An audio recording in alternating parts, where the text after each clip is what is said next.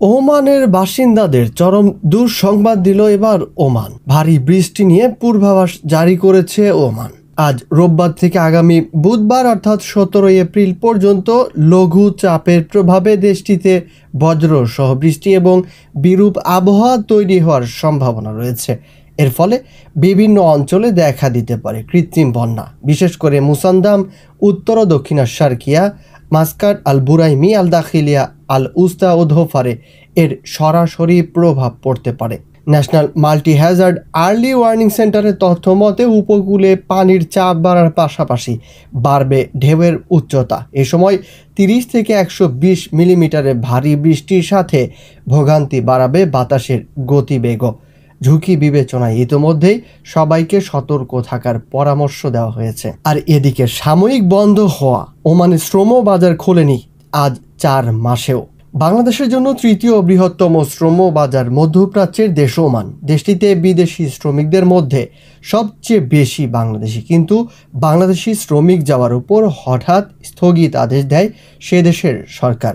এ ঘটনার 4 মাস পেরিয়ে গেলেও বাংলাদেশিদের জন্য শ্রম বাজারের জট খোলেনি। এখন পর্যন্ত ভিসা ইস্যু হয়নি কোনো বাংলাদেশির, যদিও স্থগিত দেওয়ার সময় ওমানের পক্ষ থেকে বলা হয়েছিল এটি সাময়িক একটি বিষয়। এদিকে জনশক্তি রফতানির সঙ্গে সম্পৃক্তরা বলছেন ওমানের শ্রম বাজারটি গুরুত্বপূর্ণ হলেও এই মার্কেটটি খোলার ব্যাপারে প্রবাসী কল্যাণ মন্ত্রণালয়ের তরফ থেকে এখন পর্যন্ত কোনো ধরনের তৎপরতা দেখা যায়নি। তবে গত বছরের 1 নভেম্বর থেকে বাংলাদেশিদের জন্য সব ধরনের ভিসা বন্ধ ঘোষণা করে দিয়েছিল ওমানের সরকার।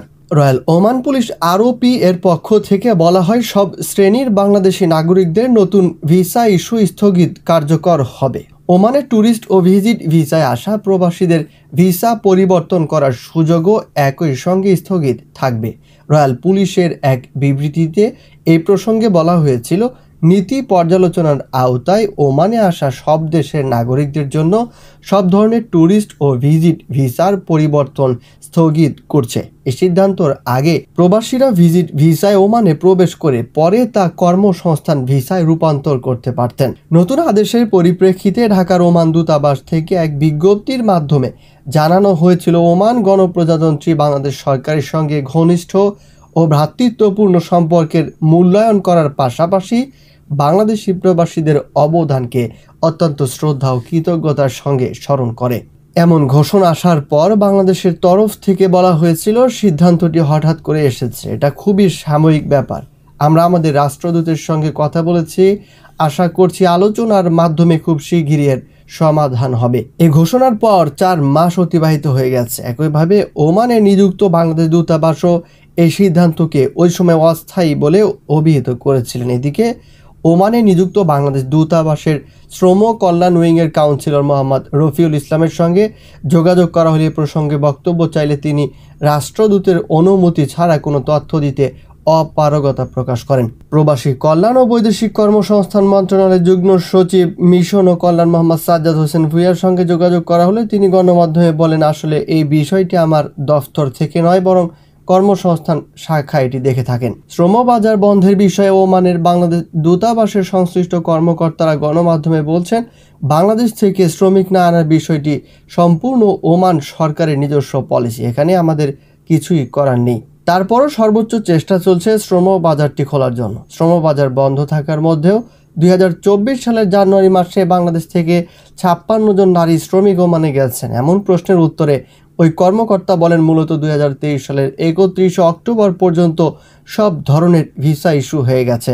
সেই হিসাবে যেসব নারী কর্মী এসেছেন সেগুলো 3 মাসের মধ্যে আসতে পারেন, কারণ তাদের ওই সময় থেকে পরবর্তী 3 মাস পর্যন্ত ভিসার মেয়াদ ছিল।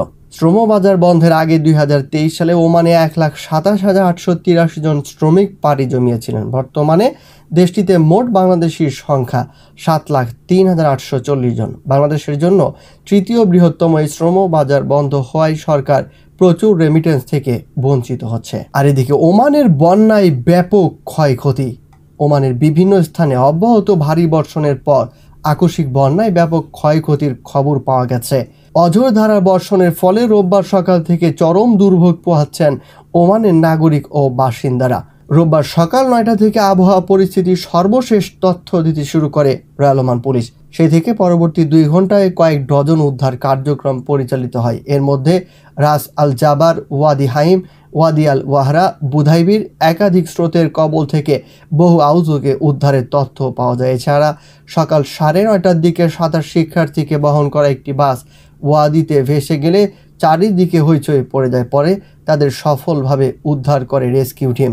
লঘুচাপের প্রভাবে শুরু হওয়া এই পরিস্থিতি আগামী বুধবার পর্যন্ত স্থায়ী হওয়ার পূর্বাভাস দেওয়া হয়েছে। এছাড়া চলতি বছরের ফেব্রুয়ারি থেকে বৃষ্টিকালীন সময়গুলোয় ওয়াদি পার হতে গিয়ে প্রবাসী সহ বহু মানুষের প্রাণহানির ঘটনা ঘটেছে। তাই ক্ষয়ক্ষতি এড়াতে এবারও বৃষ্টিপাত এবং আকস্মিক বন্যার সময় সবাইকে সতর্কতা অবলম্বনের পরামর্শ দিয়েছে কর্তৃপক্ষ। বৃষ্টির তীব্রতা বেশি থাকায় বিভিন্ন সড়কে পানি জমে গেছে, ডুবে গেছে নিম্নাঞ্চলের দোকানপাট ও বাসাবাড়ি। ওয়াদিতে পানির স্রোত বাড়ায় সড়কের যান চলাচলও স্থবির হয়ে পড়েছে। এরই মধ্যে জীবনের ঝুঁকি নিয়ে বহু মানুষ ওয়াদি পার হতে গিয়ে বিপদে পড়েছেন বলে খবর দিয়েছে civil defence. National multi Hazard warning সেন্টারের দেয়া বিশ্লেষণ অনুযায়ী মাস্কাট, মুসান্দাম, উত্তর ও দক্ষিণাল বাতিনা, বুরাইমি, আশারকিয়া সহ দেশের বেশিরভাগ জায়গাতেই শনিবার রাত থেকে রোববার গোটা দিন শিলাবৃষ্টি সহ ভারী বৃষ্টিপাতের রেকর্ড করা হয়েছে। এবার থাকছে ওমানি মুদ্রার আজকের টাকার রেট। বিশ্বের বিভিন্ন দেশের সঙ্গে বাংলাদেশের ব্যবসা বাণিজ্য দিনকে দিন সম্প্রসারিত হচ্ছে। তাই ব্যবসায়িক লেনদেন ঠিক রাখার জন্য মুদ্রা বিনিময়ের পরিমাণও বৃদ্ধি পেয়েছে। শুধু তাই নয়, বিশ্বের বিভিন্ন দেশে বসবাসরত প্রবাসীরা নিয়মিত পাঠাচ্ছেন বৈদেশিক মুদ্রা। লেনদেনের সুবিধার্থে ওমান সহ বিভিন্ন দেশের মুদ্রার সঙ্গে বাংলাদেশি টাকায় আজ 14 এপ্রিল 2024 বিনিময় হার তুলে ধরা হলো।